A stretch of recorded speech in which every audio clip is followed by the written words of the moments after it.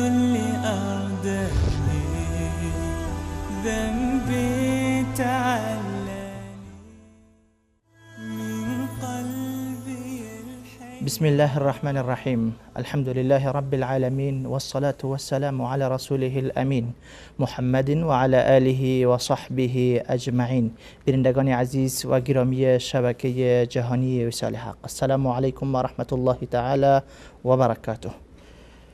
الله متعال را سپاسگزار هستیم که برای ما فرصت عنایت نمود تا با یک برنامه جدید خدمت شما عزیزان و سروران باشیم.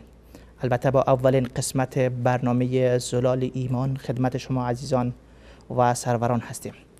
همکاری عزیزم استاد فضل الحق سلیمانی را در استودیو با خود دارم که در آغاز سلام های خود و شما بیننده های عزیز را خدمت استاد سلیمانی عزیز تقدیم نموده ایشان را خیر مقدم میگویم. من هم خدمت شما برادر عزیزم استاد رحیمی عزیز و همچنین خدمت هم بینندگان عزیز و ارجمند عرض سلام و ادب و احترام دارم و خوشحالم از اینکه این فرصت نصیب گردید تا به همراه شما در خدمت بینندگان عزیز و ارجمند باشیم ان شاء الله. تشکر. سلامت باشید استاد سلیمانی عزیز. بیننده های عزیز، البته این برنامه کاملا جدید هست. موضوعاتی که در این برنامه مطرح می شود کاملا موضوعات جدید خواهد بود. هیچ ربط با برنامه‌های دیگری شبکه در ظاهر البته نخواهد داشت. یک جو و یک فضای متفاوت و متغیر را از خلال این برنامه و در این برنامه احساس و لمس خواهید کرد ان شاء الله. عنوان برنامه یا نام برنامه ما زلال ایمان است که چهارشنبه ها ساعت 17 عصر یا ساعت 5 عصر به وقت مکه مکرمه تا ساعت 18 تا ساعت 6 البته به مدت 1 ساعت است این برنامه زنده ما و البته تکرار هم داره در خلال هفته ان شاء الله جناب استاد سلیمانی. تکرار هم خواهد داشت. بله، 2 تکرار هم در خلال هفته خواهد داشت. با اولین قسمت این برنامه ایمانی و با این فضای ایمانی خدمت شما هستیم. نام برنامه ها البته با جا دادن کلمه و لفظ عظیم ایمان همان جو و احساسی ایمانی را اولا برای ما و سپس برای شما بیننده های عزیز انتقال خواهد داد. در این برنامه و اولین برنامه زلال ایمان سعی میکنیم که به طور کلی این برنامه را تحت بحث و معرفی قرار بدهیم که هدف از این برنامه چیست و موضوعات و محتواهایی که در این برنامه زیر بحث قرار میگیرن چی خواهند بود. ان شاء الله معرفی این برنامه را با استاد سلیمانی عزیز شروع میکنیم. در ابتدا از جانب استاد ما میخوایم که برای ما بگویند که هدف از اجرا یا آغاز کردن یک برنامه جدیدی با عنوان زلال ایمان از شبکه جهانی وصال حق چه هست؟ بسم الله الرحمن الرحیم. الحمد لله و الصلاة و السلام علی رسول الله و علی آله و صحبه و من والا. همون گونه که شما اشاره فرمودید در صحبتاتون، این برنامه که به هر حال الحمدلله اولین قسمتش رو به همراه شما آغاز کردیم و بینندگان عزیز، همون گونه که از اسم برنامه مشخص هست، موضوع ایمان، ما سعی میکنیم که حول این محور در این برنامه در یک فضای متفاوت صحبت بکنیم. ما خیلی از ماها، نگم خیلی، همه ما مسلمان ها اگر به ما گفته بشه که ایمان داری، بگیم این چه حرفی میپرسه، شاید اصلا ناراحت بشیم از این صحبت و از این سوال. یعنی این رو یک نوعی اهانت و توهین به خودمون حساب بکنیم که تو ایمان داری. همه ما در پیش خودمون ایمان داریم. همه ما در تصور خودمون، در باور خودمون، در خلوت خودمون، در جلوت خودمون، در جلوی جمع میگیم ما مؤمنیم، ایمان داریم. اما اگر از من بپرسن ایمان یعنی چی اصلا؟ این ایمانی که تو داری، این ایمان چی هست؟ به چی ایمان داری؟ چه تأثیری در زندگی تو داره؟ آیا واقعا من وقتی که میگم ایمان دارم، من باور دارم، من ایمان دارم به چی ایمان دارم اصلا؟ آیا معنای حقیقی ایمان رو فهمیدم اصلا؟ چه مواردی رو من باید بهش ایمان داشته باشم اصلا؟ آیا میدونم که من این وقتی که میگم ایمان دارم چه موقع در ادعای ایمان خودم صادق هستم؟ از بعد نظری یعنی اون چیزهایی که بر من واجب هست که تصدیقش بکنم و ایمان داشته باشم. و مهمتر از این در بعد عملی، منی که میگم ایمان دارم، آیا واقعا منی که ایمان دارم در این ایمان خودم صادقم؟ آیا من واقعا وقتی که میگم ایمان دارم، ایمان من اون ایمانی هست که انتظار میره و اون ایمانی هست که من رو به اون اهدافی که ایمان داره میرسونه؟ ما اگر نگاه بکنیم میبینیم شیطان هم وقتی که الله متعال شیطان رو معرفی میکنه در قرآن کریم، در همون مباحثه بین شیطان و خلقت آدم علیه السلام و حکایت سجده بر آدم، تعابیری استفاده میکنه که نشان از ایمان هم داره. ببینید ما الان وقتی که شیطان صحبت میکنه، اولین صحبتی که مثلا مطرح میشه از دلیل سرباز زدنش میگه رب خلقتنی من نار و خلقته من طین. و اینجا چی میگه؟ ربه همون مخفف یا ربه هست، ای خدای من، پروردگار من. به ربوبیت الله متعال اعتقاد داره. این یک بدون شک. خلقتنی، تو منو خلق کردی. به خلقت و خالق بودن الله متعال معترفه.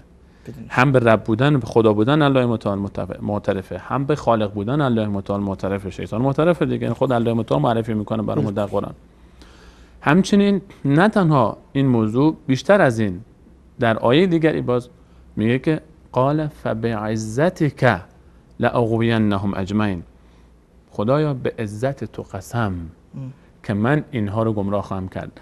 حتی عزت و جلال و کمال رو هم بر الله متعال قائله و حتی قسم میخوره به عزت الله متعال. اینا همش چیه؟ این نوعی از ایمانه. این نوعی از ایمانه. ربوبیت رو قبول داره، خلقت رو قبول داره، عزت رو برای الله متعال قبول داره. ابلیس، صحبت از کیه؟ ابلیس ملعون که الله متعال لعنتش کرده و نماد شرارت و شر و کفر و ضلالت شیطانه دیگه، ابلیس دیگه، از این بدتر که نداره. نه تنها این موارد، بلکه موضوع روز قیامت رو هم بهش باور داره. دلیل در قرآن خود الله متعال فرمود قال رب انظرنی الی یوم یبعثون. خدایا به من مهلت بده تا روز قیامت. به قیامت هم اعتقاد داره، به بهشت و دوزخ هم اعتقاد داره، این باور داره. خب الان ما یک ایمان اینجا تعابیر در این آیات، این آیاتی که ما الان ذکر کردیم، برای ما یک نوعی از ایمان رو مطرح میکنه. ایمانی که ایمان ابلیس، یک ایمان ابلیسی. اعتقاد به خدا، اعتقاد به خلقتش، اعتقاد به عزتش، اعتقاد به قیامت و روز سزا و جزا و حشر و بهشت و دوزخ، اعتقاد به همه اینها هست. اما چرا لعنت میشه؟ اما چرا شیطان میشه؟ اما چرا ابلیس میشه؟ این اعتقاد هیچ وقت در مرحله عمل خودش رو نشون نداد. این اعتقاد اون نیرویی رو که باید در وجود ایجاد بکنه ایجاد نکرد. این اعتقاد اون رفتاری رو، اون احساسی رو، اون بندگی رو که باید در برابر الله متعال در وجود ابلیس بیاره نیاورد. و ما خیلی از ایمانهای ما متاسفانه ایمانهای ابلیسی است. خیلی از ماها ایمان ما یک ایمان ابلیسیه. ایمانی که انسان رو مرحله عمل نمیکشونه. ایمانیه که الله متعال وقتی در آیات قرآن کریم وقتی که ما بررسی میکنیم لا یأتون الصلاة الا وهم کسالى، وقتی که اونها الله متعال میفهمن افرادی هستن به سمت نماز میرن، خیلی به زور میرن به سمت نماز.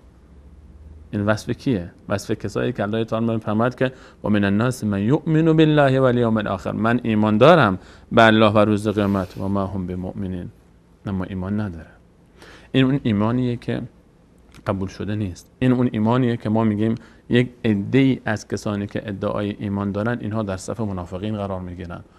الان ما خیلی مهمه که موضوع ایمان رو اصلا ما فهمیدیم.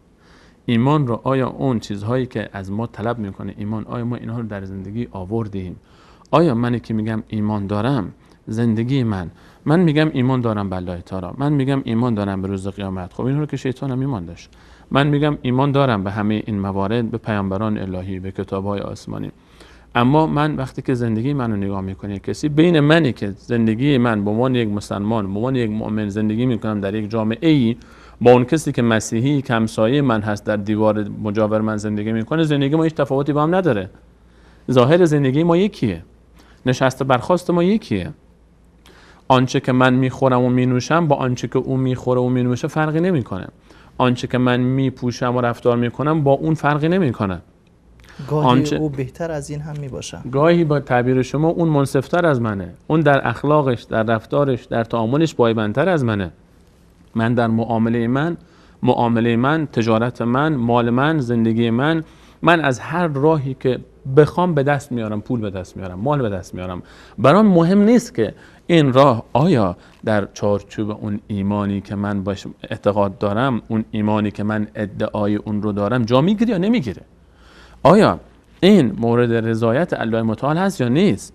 من فقط یک هدف دارم، مال به دست بیارم. از چه راهی برام مهم نیست. مؤمنم هستم. کسی هم به من بگه تو ایمان داری؟ ناراحت میشم. چه حرفیه؟ بله ایمان دارم. این کار چیه پس؟ این معاملت چرا اینطوریه؟ این رفتار چرا اینطوریه؟ چرا سفرت این مدلیه؟ چرا لقمه‌ای که میخوریم متوجه نیستیم؟ من دست و بالم بازه در رابطه با اطرافیان. آقا با هر کی بخوام میشینم، با هر کی بخوام رابطه دارم، با هر کی بخوام نشست و برخاست دارم. در حیطه ارتباط خودم با انسانهای اطراف خودم هیچ خط سرخی ندارم.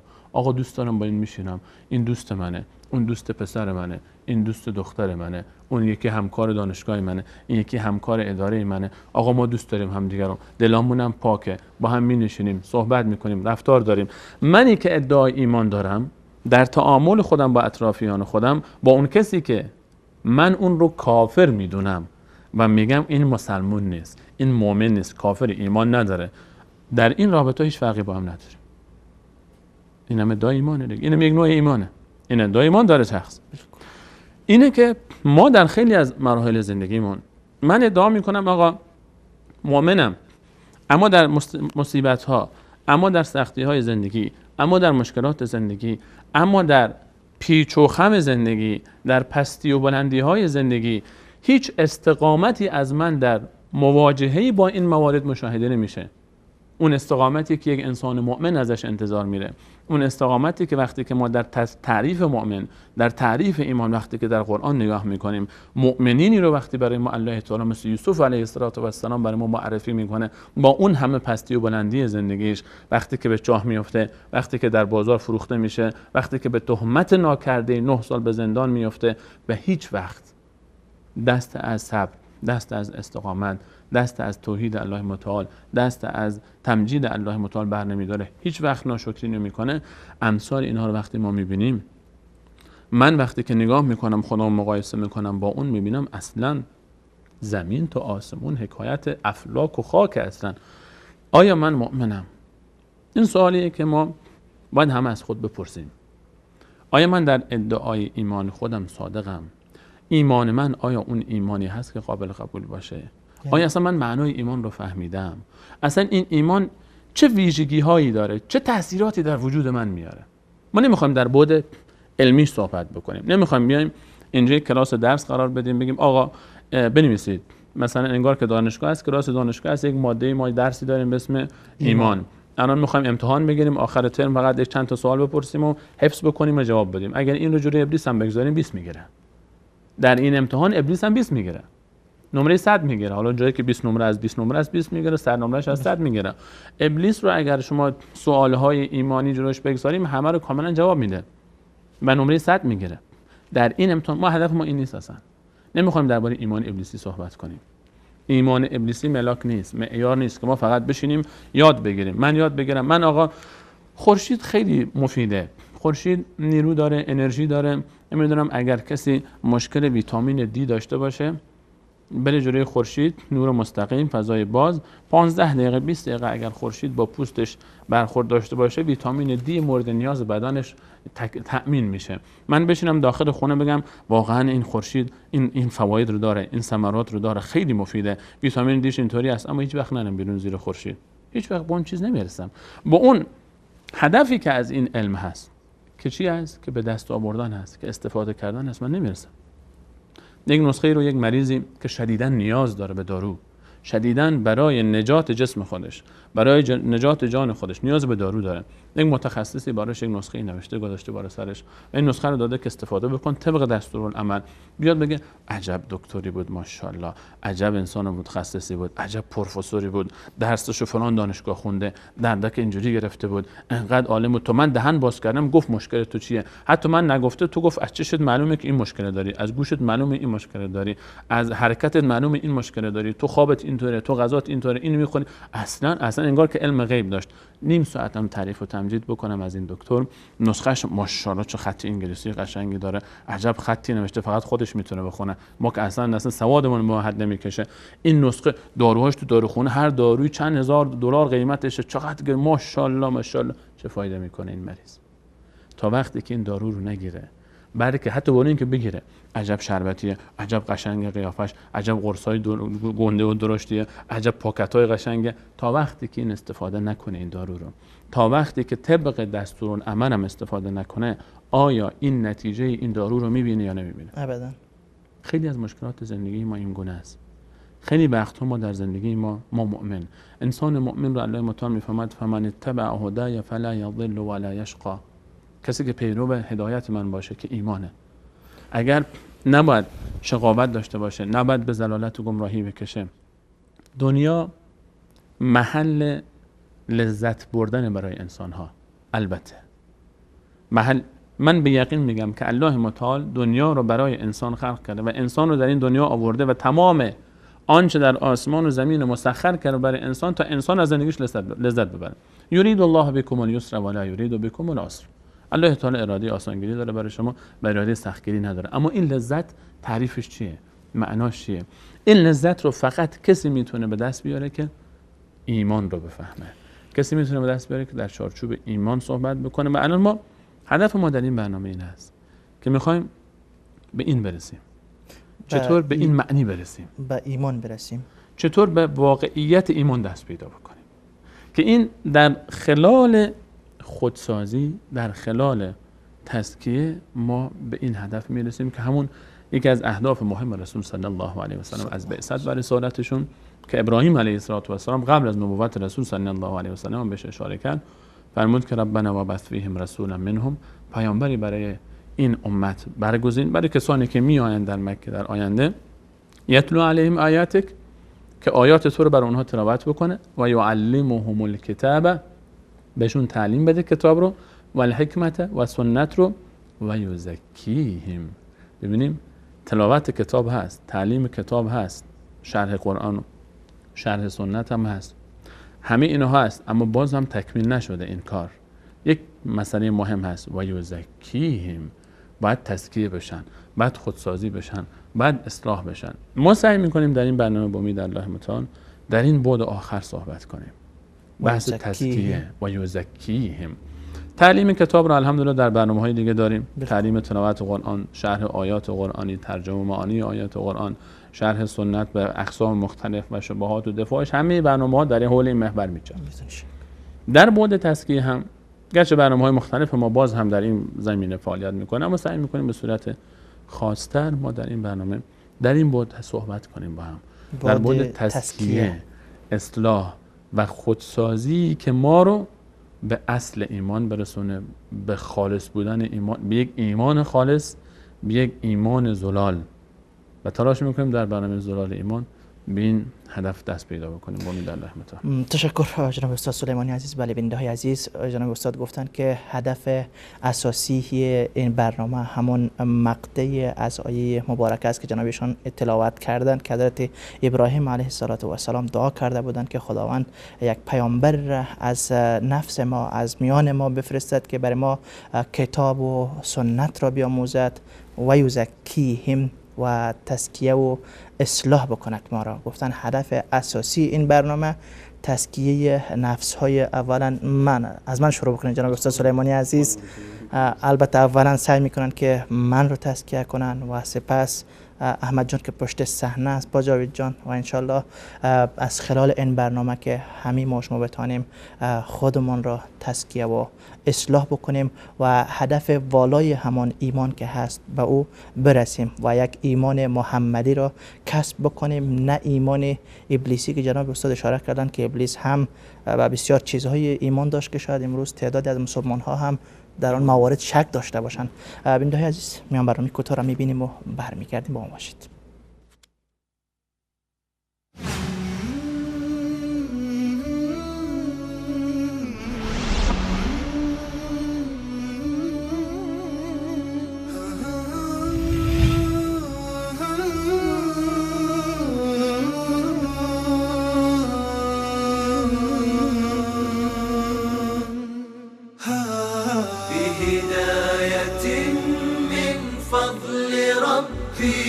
يكسو الجمال ربوع قلبي، يخضر إحساسي ودربي وملامحي حين اهتديت.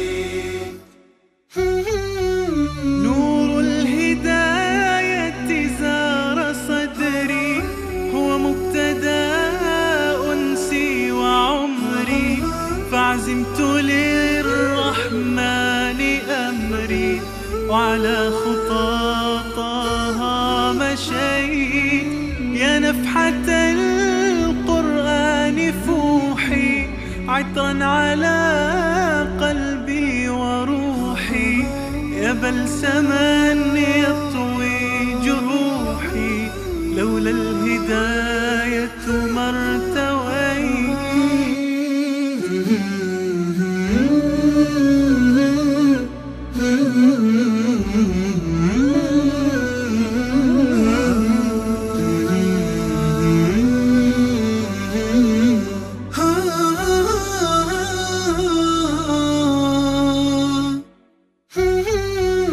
كم عشت والتفريط عادة، ما ذقت في الدنيا سعادة، حتى اهتديت إلى العبادة، يا راحتي لما اهتديت.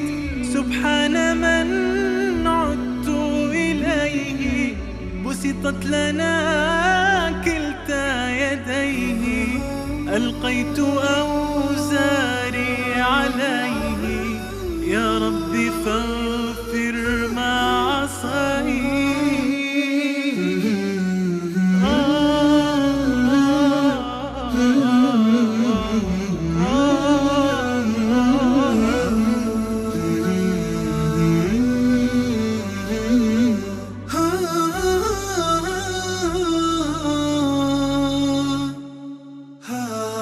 بهداية من فضل ربي، يكسو الجمال ربوع قلبي، يخضر إحساسي ودربي وملامحي حين اهتديت.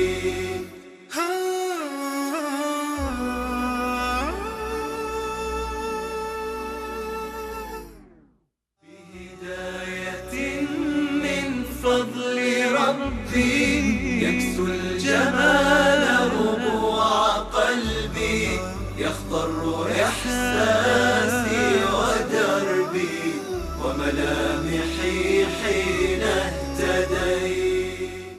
من قلبي الحيران ناديت يا منان، وغمرني بالغفران وزدني إيمانا.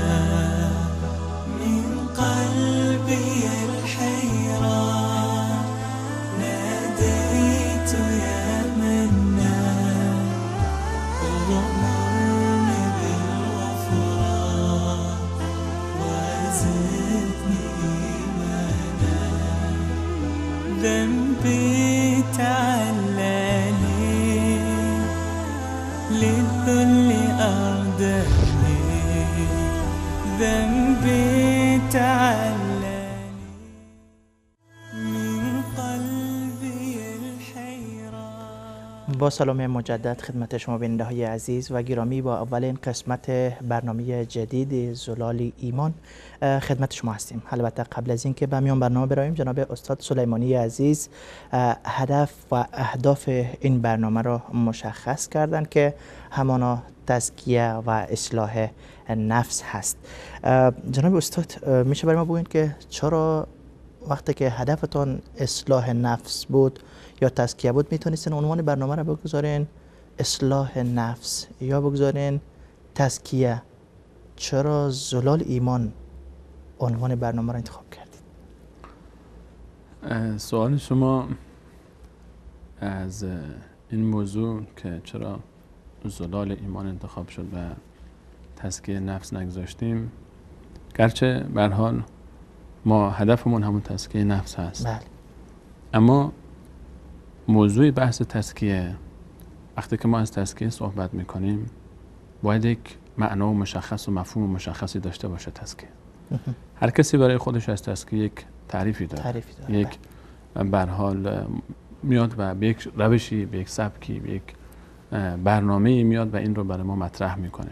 آیا میشه به هر اسمی اعتماد کرد؟ آیا میشه به هر روش و برنامه اعتماد کرد؟ نه. اون چیزی که ما رو به ایمان خالص میرسونه، اون چیزی که ما رو به ایمان صاف و زلال میرسونه، اون مراد ماست. به همین خاطر ما سعی کردیم که بیایم و این تشنگی و آتش خودمون رو در میدان تزکیه و اصلاح با ایمان سیراب کنیم، با یک ایمان زلال، با یک ایمان خالص. و بعد وقتی میتونیم به هدف برسیم که از ایمان زلال یا از خالص ایمان سرچشمه گرفته باشه، دیگه اون موقع اونی هست که ما رو سیراب میکنه. همه ما تشنه ایم، همه ما انسان ها واقعا وقتی که خودمون نگاه میکنیم، هر جوانی، هر پیری، هر شخصی وقتی که میشینه با خودش خلوت میکنه، با خودش و کلاه خودش رو قاضی میکنه، وقتی به خودش نگاه میکنه، وقتی جلوی آینه انسان میسته و در آینه به خودش نگاه میکنه، نه به ظاهر خودش، به اصل خودش، به شخصیت خودش، به نفس خودش، به باور درونی خودش، اون موقع خودش درباره خودش قضاوت میکنه.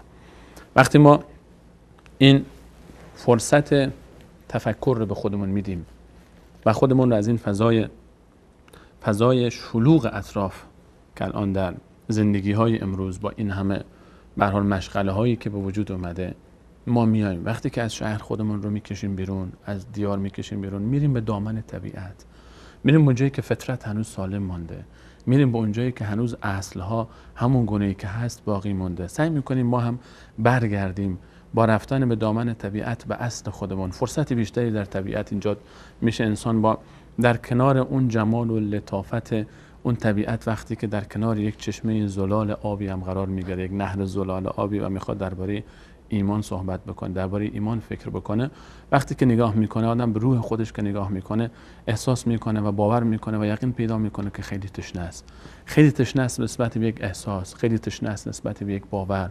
آرزو میکنه کاش یک احساسی در وجود من ایجاد بشه که من از رابطه خودم با الله تعالی لذت ببرم، من از این رابطه انرژی بگیرم، از این رابطه رنگ بگیرم، اینقدر دیگه با هر بیدی مثل بیدی نباشم که با هر بادی بلرزم. این گونه نباشه که در زندگی هر مشکلی که اومد من رو کلا متلاطم بکنه، من رو پریشان بکنه، من رو نگران بکنه. انسان وقتی که زندگی اهل ایمان رو، بزرگان رو و پیشوایان ما و مقتدایان ما رو در ایمان میاد بررسی میکنه، قبطه میخوره، حسرت میخوره که چرا من نمیتونم مثل اینها باشم. این تشنگی و این آتش رو ما با ایمان میخوایم سیراب بکنیم. همه ما تشنه ایمانیم، همه ما نیاز به ایمان داریم، همه ما محتاجیم به ایمان و مسئله ایمان برای تمام انسان‌های روی زمین بلا استثناء، هر انسان روی زمین مسئله رابطه او با ایمان مسئله وقت فقط. هر انسان روی زمین یک روز ایمان میاره بلا استثناء، چه بخواد چه نخواد. ولهو اسلم من فی السماوات والارض طوعا و کرها. هر چیزی در آسمان و زمین برای الله تعالی میفرماید چه بخواد چه نخواد تسلیم شده هست. اون کسی که اعتراف میکنه به این ایمان و تسلیم شدن، اون که قبول کرده با طیب خاطر، اونی هم که اعتراف نمیکنه غیر مستقیم معترف به اون نظمی که الله تعالی در عالم گذاشته، قوانینی که الله تعالی در عالم گذاشته، سرنوشتی که الله تعالی برای بندگان تعیین کرده، مجبور بپذیره، بخواد یا نخواد. استادشان ابلیس پذیرفته، همه باید بپذیرن. اون استادشون به قول شما ابلیس که اعتراف کرده به همه اینا اعتراف هم داشت، تمرد کرد. و از این عجیبتر هر انسانی ولو اینکه اصلا معتقد به وجود هیچ خالقی در عالم نباشه، بگه آقا دنیا تقی به توقی خورده و وجود اومده دیگه همینجوری، ما هم که به هر حال میمون بودیم، بعد بزرگتر شدیم گوریل شدیم، بعد بزرگتر شدیم یک حیوان دیگه شدیم، کم کم کم کم آدم شدیم، انسان شدیم. حتی همین انسان ها، حتی کسی که هیچ اعتقادی به وجود خالق نداره برای دنیا، در لحظه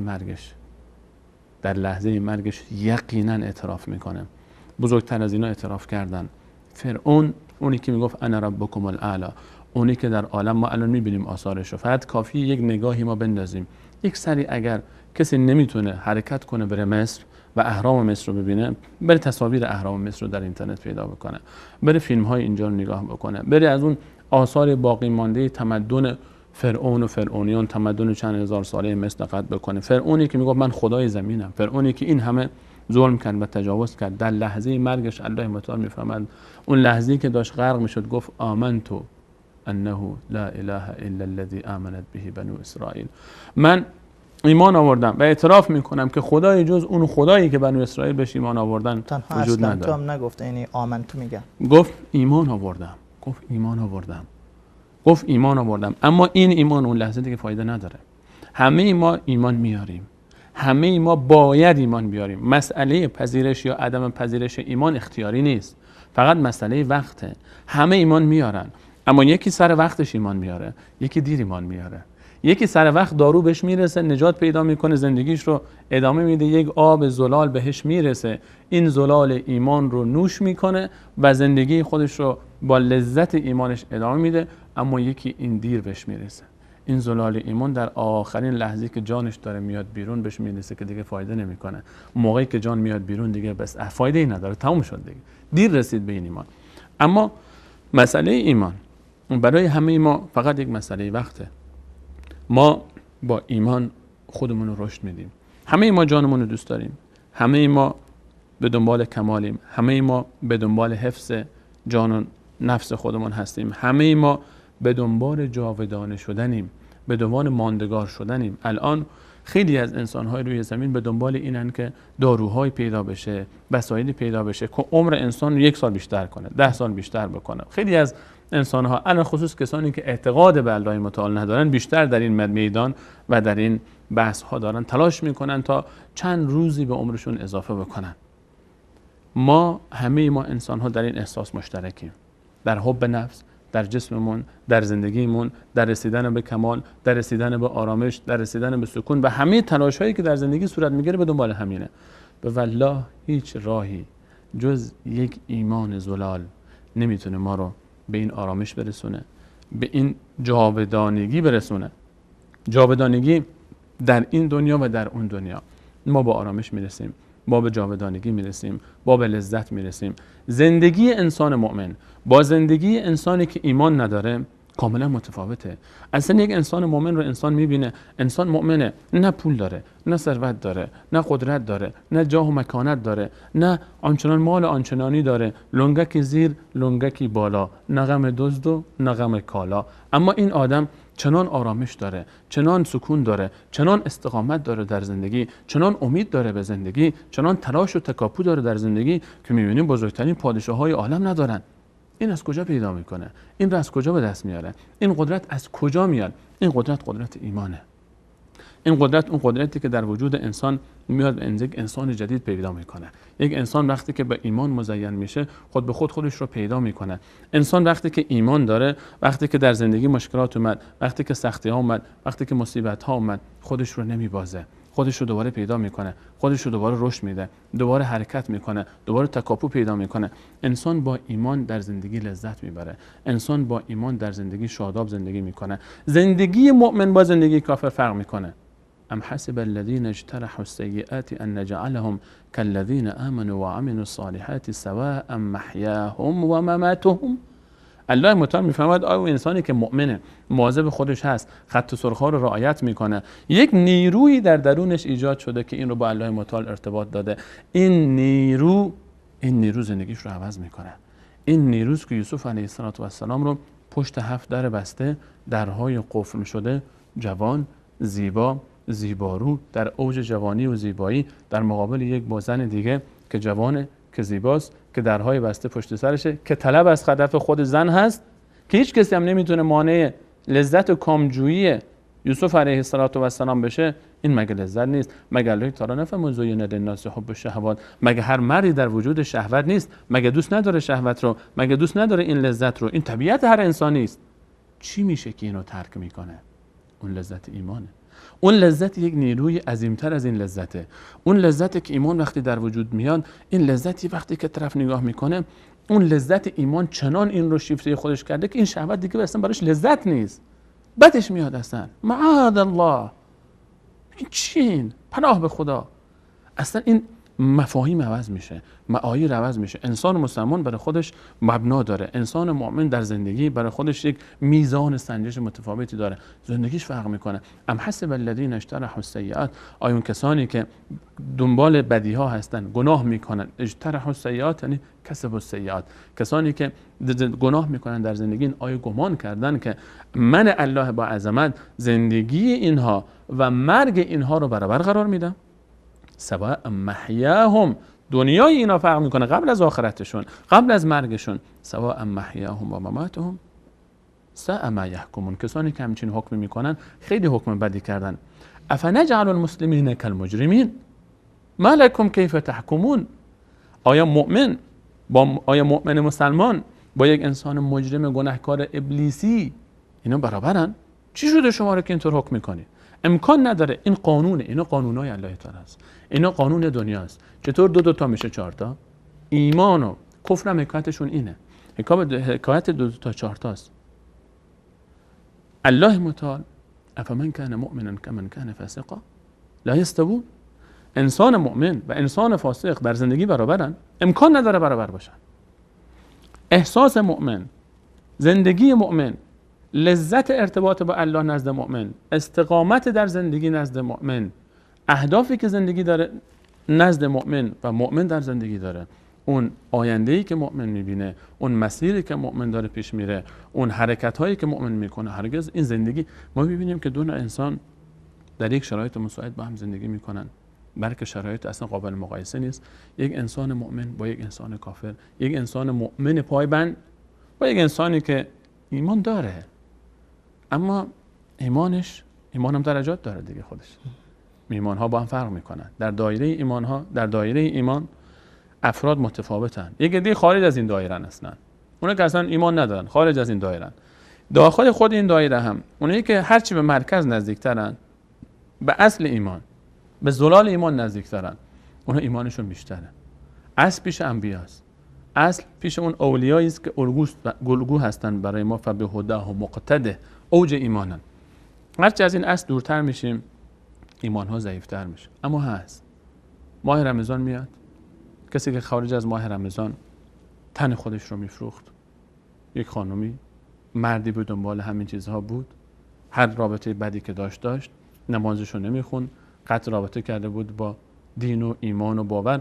اما رمضان که میاد، به احترام رمضان، بچه مسلمونه دیگه، هر چی باشه توی محیط مسلمون به دنیا اومده او با اجدادش مسلمون بودن، اما کلمه شهادتینش رو میگه، بهش بگی ایمانداری، بگه برای مسلمونم، و خجالت میکشه بگه نه. اما اگر پیش خودش بشینه قضاوت بکنه، شرمش میاد که بگه مسلمونم، اما میگه مسلمونم، اما بازم امیدوار هست. بازم وقتی که کعبه رو ببینه دلش میتپه برای اینکه بره زیارت کعبه. بازم وقتی که قرآن رو برمی‌داره ورق بزنه، قداست قرآن براش هست، میبوسه رو سینه‌ش هم میگذاره. وقتی که دست بزنه بدون وضو نمیاد دست بزنه. وقتی که اینجا باز میکنه قرآن رو ورق میزنه، یه نگاه میندازه، خجالت میکشه. احترام هستین. رمضان میاد جوری خودش رو میگیره. رمضان میاد اون گناهانی که قبل از رمضان داشته انجام نمیده. یا بعضی روزها میرسه دوست داره بره مکه، اگه بهش بگی میره مکه چرا نره؟ حتما میره مکه. ایمان مونده، هنوز ایمان داره، هنوز ایمان داره. این شخص ایمانش کمتر از اون شخصی است که همیشه همینطوره. یعنی چارجش کم شده، نیاز به چارج داره. این نیاز به تقویت ایمان داره. این نیاز داره که لیزدادوا ایمانا مع ایمانهم یا ایها الذین آمنوا آمنوا. همه ما مؤمنان، همه ما انسان ها بلا استثنا، همه ما مسلمان ها، همه ما نیاز داریم که ایمانمون رو تقویت کنیم. لیزدادوا ایمانا مع ایمانهم، تا ایمانی که داشتیم رو تقویتش کنیم. ایمان با اعمال صالح تقویت میشه. ایمان هرچی عبادت ها بیشتر میشه ایمان بالاتر میره. قل انما انا بشر مثلکم، بگو من انسانی مثل شما هستم ای پیامبر. یوحی الیه، به من وحی میشه. فرق من و شما اینه که به من وحی میشه. انما الهکم اله واحد، خدای شما یک خداست، الله متعال.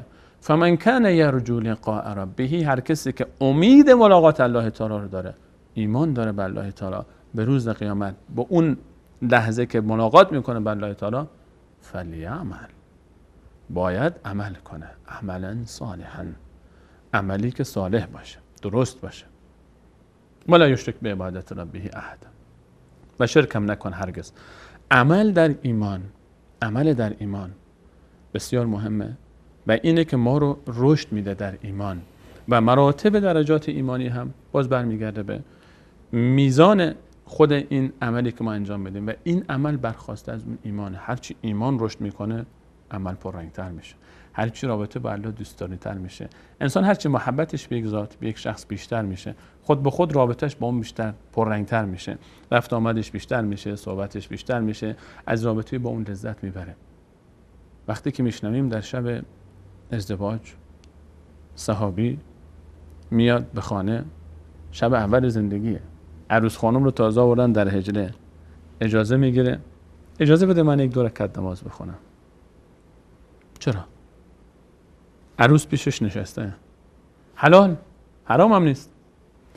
شب ازدواج رو خیلی ها میگن زیباترین شب زندگی انسانه، زیباترین لحظاتشه.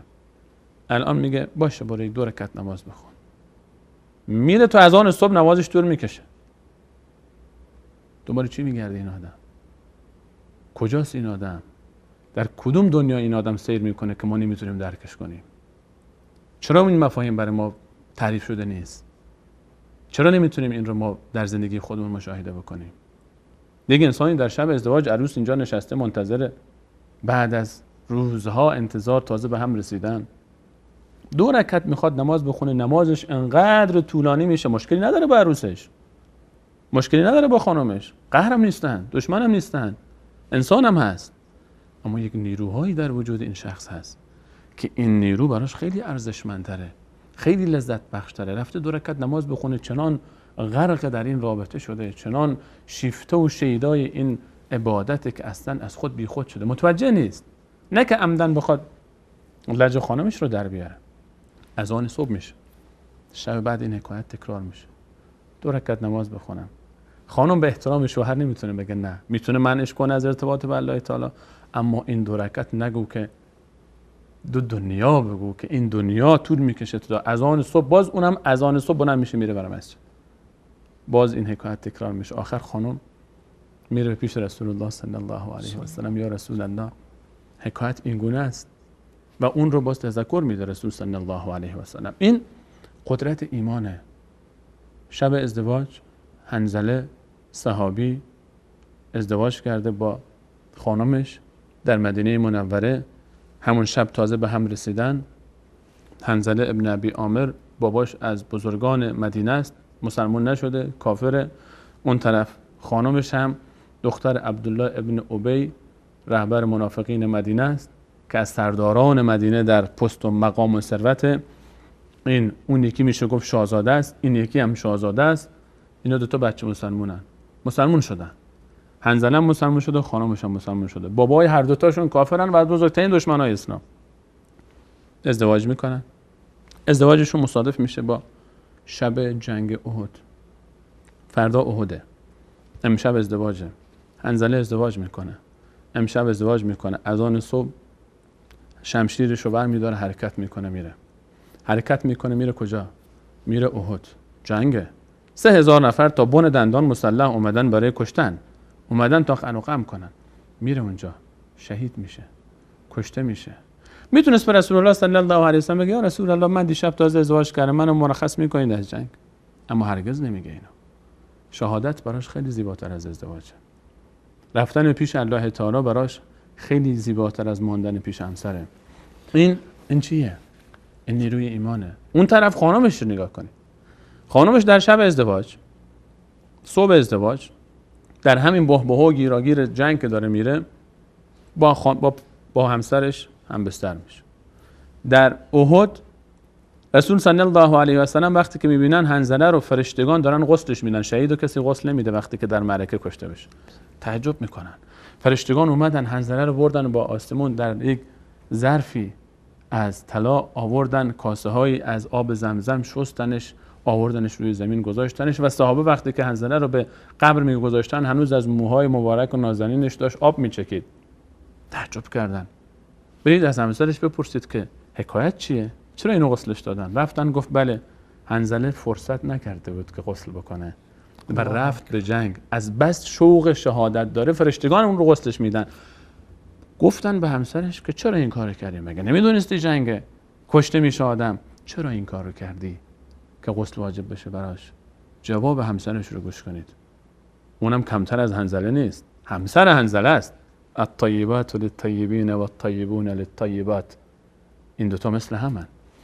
گفت شب خواب دیدم که حنظله به سمت آسمون رفت، آسمان دهن باز کرد، حنظله رفت، دم آسمان بسته شد، برنگشت.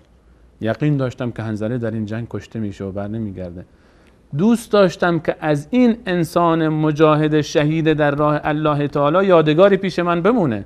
نمیخواستم که رابطه من با این قطع بشه. روز قیامت میخواستم ثابت بکنم که این همسر منه، اینم بچهش، دلیل من، پسرش.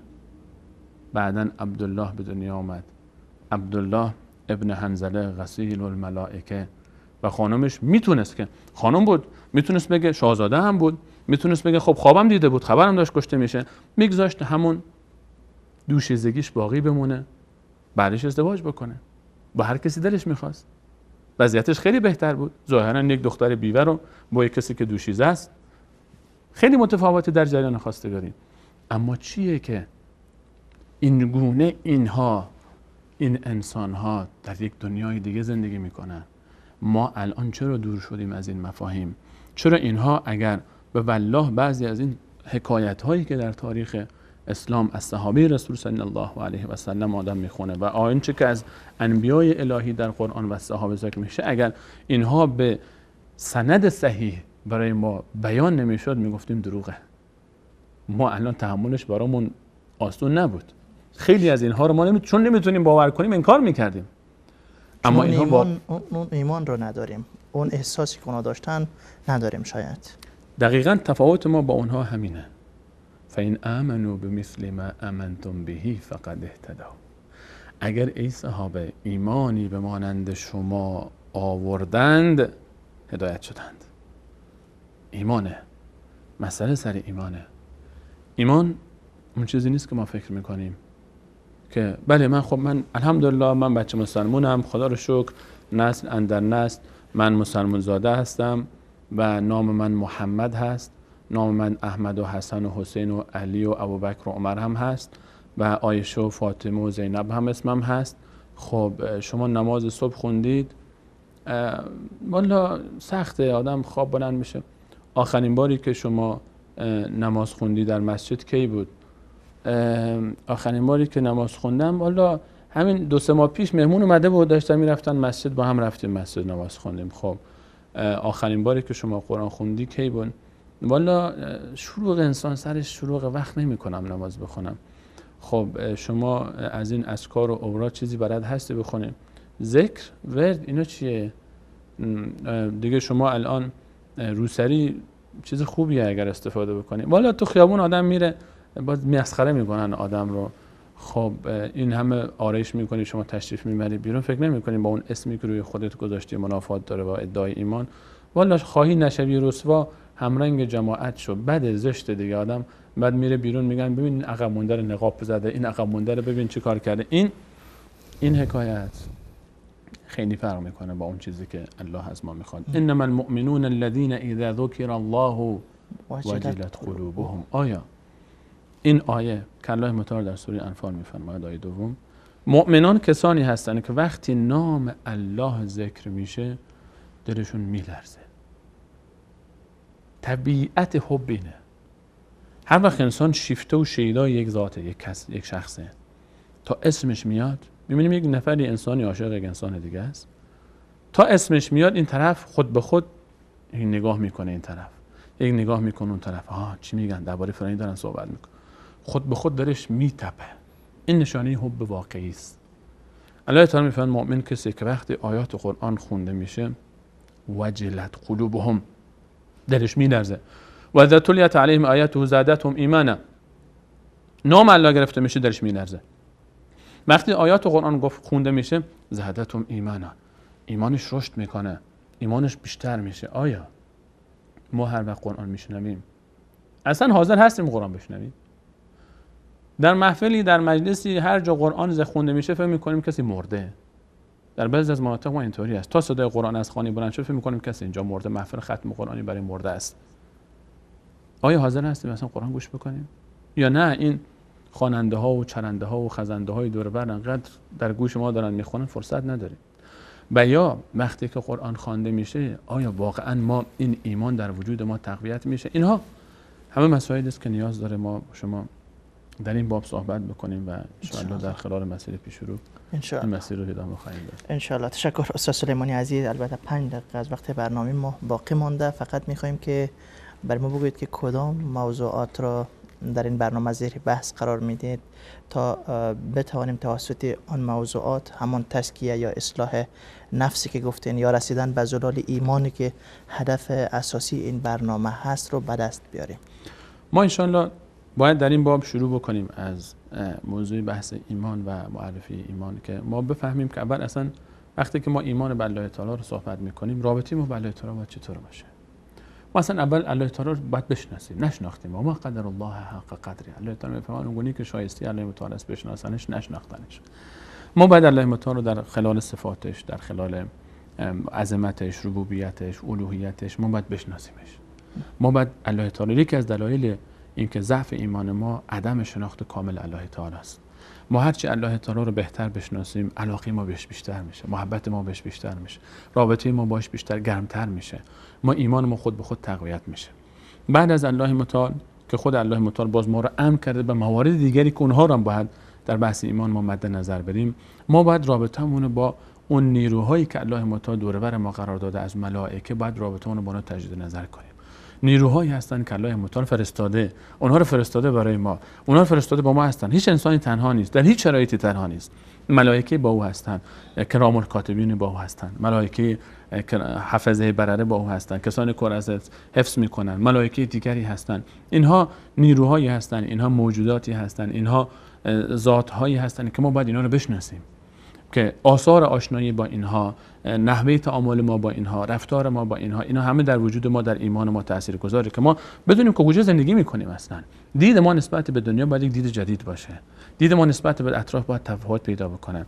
ما در بحث شناخت ماحول خودمون ما باید نسبت به موجودات، نسبت به برگ درختان سبز در نظر هوشیار هر ورقش دفتری است معرفت کردگار، ابر و باد و مه و خورشید و فلک در کارن تو نانی به کف آری و به غفلت نخوری. همه این موارد رو شناخت الله متعال، شناخت فرشتگان و ملائکه، شناخت بیشتر پیامبران الهی و اون چیزی که به درد ما میخوره در بعد ایمانی که ما چطور ایمانمون مثل انبیا باشه، چطور میتونیم به این درجات برسیم. اونها الگو هستن برای ما. هیچ وقت ما شاید به اون درجه نرسیم اما تلاش بکنیم که از اونها یاد بگیریم، چطور میتونیم از زندگی اونها در تجدید ایمانمون ما استفاده بکنیم و مثل اونها باشیم، مثل اونها زندگی بکنیم.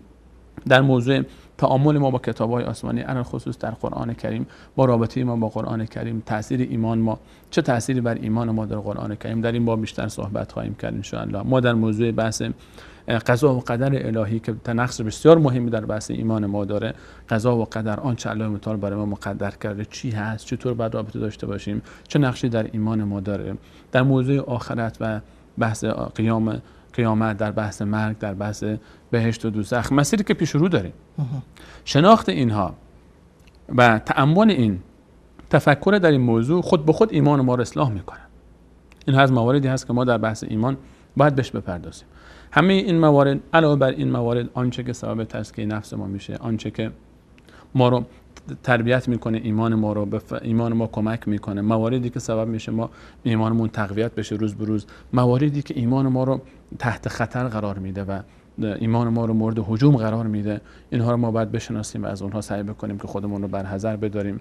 و یک ایمان خالص، ایمان ما مثال هایی خواهیم داشت حتما ان شاء الله از انسان هایی که ایمان اونها برای ما الگو هست، برای ما ملاک هست، و واقعا بفهمیم که آیا ما در ایمان به اون درجاتی که از ما خواسته شده رسیدیم یا نه، در خلال مقایسه خودمون با اون افرادی که از انبیا هستن، از اولیای الهی هستن، حکایت های اونها، داستان های اهل ایمان که برای ما درس است در قرآن کریم و در روایت‌های ثابت و در تاریخ صحیح آنچه که برای ما رسیده. همه این موارد رو انشاءالله حول همون محور تزکیه و خودسازی و اصلاح برای دست یافتن به یک ایمان خالص و اون زلال ایمانی که انشاءالله هدف ما هست، انشاءالله در این برنامه بیشتر و بیشتر مطرح خواهیم کرد انشاءالله با امید الله تعالی. انشاءالله این موضوعاتی رو که اشاره کردین، گفتین از بعد علمیش کم میپردازیم. هدفتون از این چی بود؟ هدف ما این نیست که ما در این برنامه بیایم بشینیم و یک کلاس عقیده درست بکنیم که آقا حتما باید ایمان این شرط داشته باشه، این شرط داشته باشه. ما فقط گفتیم روی همون محور تزکیه و خودسازی و نقش این باور در زندگی ما به صورت عملی چگونه با این اعتقاد ما باید ارتباط برقرار بکنیم. ما نمیخوایم فقط بعد عملیش باشه. الان ما یک کسی ساختمانی رو روی نقشه میاد چیکار میکنه؟ میسازه. آقا این طرحش، این نقشهش، اینم مهندسی میکنه، همه چیز آماده است. اما تا وقتی این در میدان عمل نیاد، تا وقتی که این ساخته نشه، تا وقتی که این بنا تکمیل نشه، ارزشی پیدا نمیکنه اونقدر. ما هدف ما چی هست؟ هدف ما این است اون چیزی که مطرح شده رو در میدان عمل چگونه از اینا استفاده بکنیم. چطور ما مثلا با اسماء و صفات الله متعال، من از شناخت صفات الله متعال، اسماء الله متعال، چطور این صفات رو در زندگیم بیارم؟ من با شناخت و رابطه نسبت به ملائکه، چطور من با ملائکه زندگی کنم؟ چطور ملکی باشم؟ چطور احساس کنم وجود ملائکه رو در زندگی خودم؟ من چطور احساس بکنم واقعا نزدیک شدن به قیامت رو؟ من چطور احساس بکنم؟ من چطور طوری زندگی بکنم که خودم رو چگونه میتونم مسافر این دنیا بدونم به سمت قیامت؟ همه این موارد ما از بعد عملیش، از بعد نحوه رابطه ما با اینها، نه بحث علمیش، و بحث علمیش رو به هر حال همه این صحبتایی که مطرح میشه برگرفته شده از اون مباحث علمی مستند هست. ما از پیش خود هیچ حرفی رو اینجوری مطرح نخواهیم کرد، اما هدف ما این نیست که فقط اون مسائل علمی رو صرف مطرح بکنیم، گرچه اصل اعتماد ما یقینا بر همون مباحث ثابت شده از کتاب الله و سنت صحیح رسول صلی الله علیه و سلم هست. اما در میدان مطرح کردن، در میدان صحبت انشاءالله سعی میکنیم به طوری به شکل به این موضوع بپردازیم که فقط صرف یک کلاس درسی که اطلاعات عمومی یا خدای نکرده ایمانی ابلیسی داشته باشیم میگونه نباشه. ما میخوایم که زندگی کنیم ایمان رو. هدف ما اینه که ما ایمانی در زندگیمون به دست بیاریم، با همکاری هم انشاءالله، با تلاش و مذاکره، که بتونیم به اون معنای حقیقی ظاهر ایمان رو در زندگی بچشیم. میخوایم ایمان رو تجربه کنیم انشاءالله. با این محتویاتی که شما اشاره کردین، با این سبکی که میخوایم این برنامه رو اجرا بکنیم، بدون شک بین‌های زیادی از اطراف و نواحی متعدد دچار مشکلات شاید باشند در باد ایمان، در باد تبارز ایمان، زندگی ایمانی. اگر اونا بخواین که مشکلشان را با شما حل بسازن یا مشکلاتشون را توسط این برنامه حل بسازن، در این مورد پیشنهادات داشته باشن، دلگفته های داشته باشن، حتما انشاءالله در این باب عزیزانی که نظر پیش ما انشاءالله در چند برنامه پیش رو انشاءالله تماس تلفنی هم خواهیم داشت. عزیزانی که میتونن به صورت زنده با ما تماس بگیرن، در برنامه مشارکت کنن، از طریق واتساپ، از طریق تلگرام شبکه جانب سالق، هر پیشنهاد، نظر و انتقادی، سوالی در برنامه زلال ایمان دارن، فقط لطف کنن بنویسن زلال ایمان که متوجه بشن عزیزان که مرتبط برنامه است. و صفحه فیسبوک هم انشاءالله در این برنامه صفحه فیسبوک خاصی هم برای این برنامه اختصاص خواهیم داد، برنامه زلال ایمان، که عزیزانی که انشاءالله هستن بتونن راحت از طریق اون صفحه هم انشاءالله مشارکت بکنن و از طریق به هر حال تمام آن وسایل ارتباطی که در شبکه جانب سالق برای عزیزان از طریق فیسبوک، از طریق واتساپ، تلگرام و اس ام اس و از طریق پیامگیر صوتی هست، باز هست برای عزیزان که علاوه بر این که ان شاء الله در برنامه‌های پیش رو چند برنامه پیشونی شد تماس‌های تلفنی به صورت زنده در خود برنامه رو ان شاء الله خواهیم داشت. ان شاء الله. جزاکم الله خیرا. بارک الله فیکم. تشکر از شما. بیننده عزیز، تشکر از شما هم تا این لحظات با ما بودید. امیدوار هستیم که این برنامه جدیدی که به عنوان زلال ایمان و هدف اساسی آن هم اصلاح نفس یا تزکیه یا رسیدن به همان زلال و نقای ایمان هست، بتوانیم ما و شما، البته همه نیاز به اصلاح داریم، نیاز به تزکیه نفس داریم، به آن تزکیه دست یابیم. تشکر از احمد جان هم که این هم زمینه را مساعد میکنن و بیننده عزیز همیشه ما از اون را به خداوند یکتا و یگانه میسپارم. الله یار و مددگارتان و السلام علیکم و رحمت الله و برکاته. ناديت يا منان وغمرني بالغفران وزدني إيمانا من قلبي الحيران. ناديت يا منان وغمرني بالغفران وزدني إيمانا.